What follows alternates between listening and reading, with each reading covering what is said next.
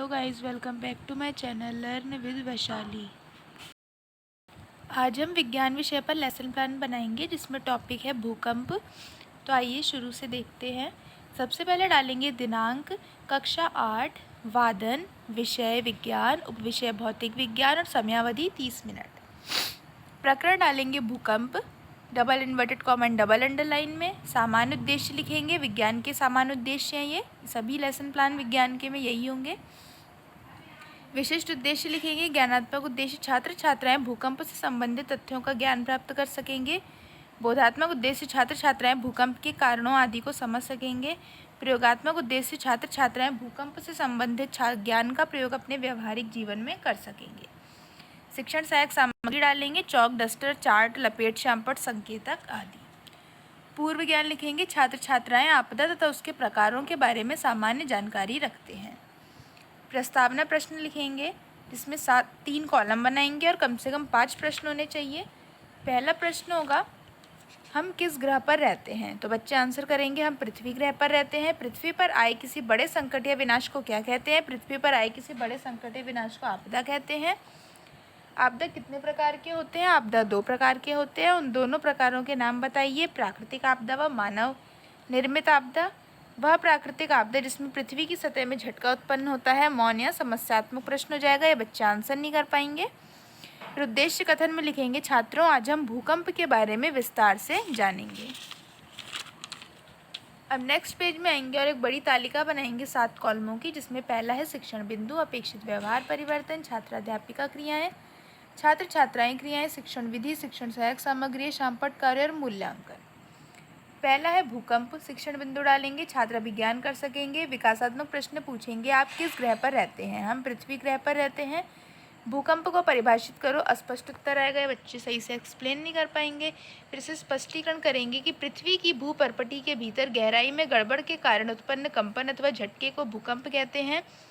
भूकंप हर समय सब जगह आते हैं, प्रायः इनको नोटिस नहीं किया जाता है। विशाल भूकंप बहुत कम होते हैं। ये भवनों, पुलों, बांधों और लोगों को असीम क्षति पहुंचाते हैं। इनसे संपत्ति तथा जीवन की विशाल हानि हो सकती है। भूकंपों से बाढ़, भूस्खलन तथा सुनामी भी हो सकती है। छात्र छात्राएं क्रियाओं में लिखेंगी, छात्र छात्राएं ध्यानपूर्वक सुनेंगे, समझेंगे। शिक्षण विधि में प्रश्न इधर किया तो प्रश्नोत्तर विधि, व्याख्यान द्वारा बताया तो व्याख्यान विधि। यहाँ पे हमने चार्ट द्वारा भूकंप के प्रभाव दिखा दिए, तो यहाँ पे प्रदर्शन विधि लिख दीजिएगा। देखिए इस प्रकार हम भूकंप से क्या प्रभाव हो सकते हैं वो हम दिखा सकते हैं बच्चे को। एक क्वेश्चन पूछेंगे, भूकंप किस कारण उत्पन्न होता है? तो भूकंप पृथ्वी की भूपर्पटी के भीतर गहराई में गड़बड़ के कारण कंपन द्वारा करता है। बच्चे आंसर दे देंगे। अब सेकंड शिक्षण बिंदु पे आएंगे, भूकंप के कारण। छात्र अभिज्ञान कर सकेंगे। विकासात्मक प्रश्न पूछेंगे, भूकंप किस प्रकार की आपदा है? भूकंप एक प्राकृतिक आपदा है। भूकंप किस कारण होता है? स्पष्ट उत्तर आएगा। स्पष्टीकरण करेंगे, पृथ्वी के भीतर की सबसे ऊपरी सतह में गहराई की गड़बड़ के कारण भूस्पंद होते हैं। पृथ्वी की इस परत को भूपर्पटी कहते हैं। पृथ्वी की यह परत एक खंड में नहीं है, यह टुकड़ों में विभाजित है। प्रत्येक टुकड़े को प्लेट कहते हैं और ये प्लेट निरंतर गति करती रहती हैं। जब ये एक दूसरे से रगड़ खाती हैं अथवा टकराती हैं, जिसमें भूपर्पटी में हलचल उत्पन्न होती है और यही हलचल पृथ्वी की सतह पर भूकंप के रूप में दिखाई देता है। छात्र छात्राएं क्रियाओं में लिखेंगे, छात्र छात्राएं ध्यानपूर्वक सुनेंगे व समझेंगे। शिक्षण विधि में प्रश्नोत्तर विधि, व्याख्यान विधि। श्यामपट्ट कार्य करेंगे जिसमें दिनांक, कक्षा, वादन, विषयोपविषय, समयावधि और प्रकरण डालेंगे और कंपन की या भूकंप की डेफिनेशन लिख देंगे। जिससे लिखा हमने कि पृथ्वी की भूपर्पटी के भीतर गहराई में गड़बड़ के कारण उत्पन्न कंपन को, झटके को भूकंप कहते हैं और प्लेटों की निरंतर गति करने से भूपर्पटी में हलचल होती है और यही भूकंप के रूप में दिखाई देती है।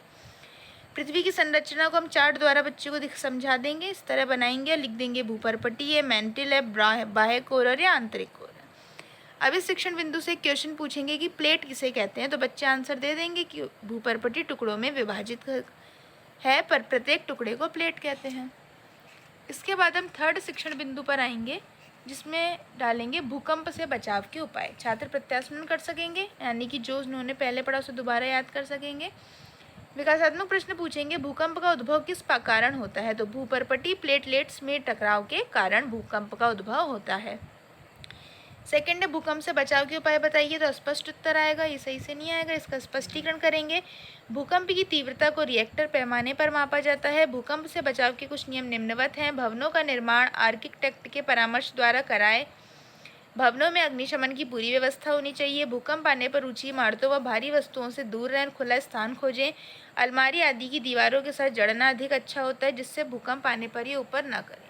छात्र छात्राएं क्रियाओं में ये छात्र छात्राएं ध्यानपूर्वक सुनेंगे व समझेंगे। विधियों में लिखेंगे प्रश्नोत्तर विधि, प्रदर्शन करके दिखाएं प्रदर्शन विधि और व्याख्यान विधि। प्रदर्शन विधि में हम ब्लैक चार्ट में बच्चों को भूकंप से बचाव के उपाय दिखा देंगे कि किसी के नीचे छुप जाएं या टेबल के नीचे, बड़ी इमारत से बाहर भाग जाएं, ऐसे छज्जे के नीचे ना खड़े हों आदि।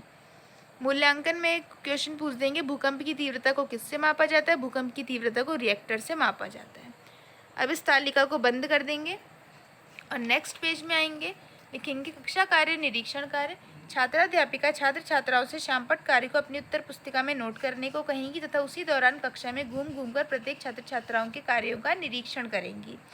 गृह कार्य के लिए प्रश्न पूछेंगे कि भूकंप के कारण को विस्तार से बताइए और भूकंप से बचाव के उपायों को स्पष्ट कीजिए। मैं आशा करती हूँ कि आपको मेरी वीडियो अच्छी लगी होगी। Thank you.